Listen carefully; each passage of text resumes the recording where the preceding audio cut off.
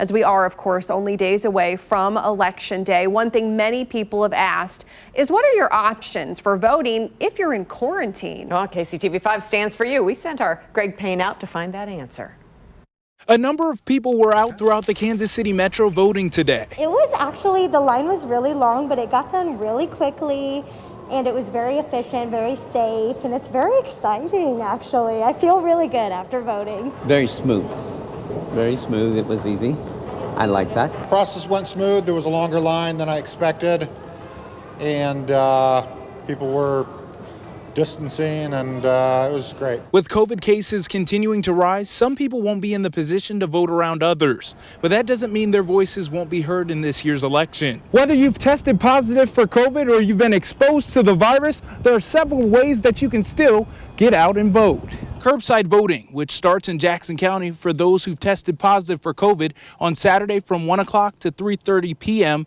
at their 110 North Liberty location. But on Election Day, Union Station has been made the curbside voting location. Truman Medical Center provided us with the gowns, the gloves, the shields, everything to deal with a COVID positive person. The same curbside service will also take place in Clay County at their elections office in Liberty. But the service isn't limited to Missouri. Across state lines in Kansas, Johnson County has you covered too. We provide our voters an option to drive up to either an in-person early voting location, to the election office, or on Election Day they can drive outside of a polling place. And once you get to the polling place, there will be signs for you to call and get assistance. For those who have tested positive for COVID-19 or are ill and are either in a hospital or can't leave home, there are also options for you in Kansas. They have an option of having someone, a family member, come here and pick up their ballot.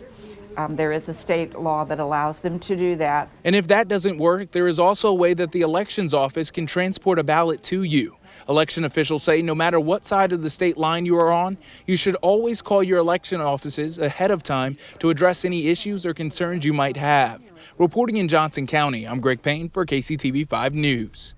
And as Greg mentioned, if you have COVID-19 or have been exposed, you can call to set up curbside voting in Kansas City using one of the numbers listed here. Now, you must give your name, address, date of birth, the last 4 digits of your social, and an estimated time of arrival. We also have this information posted too at kctv5.com.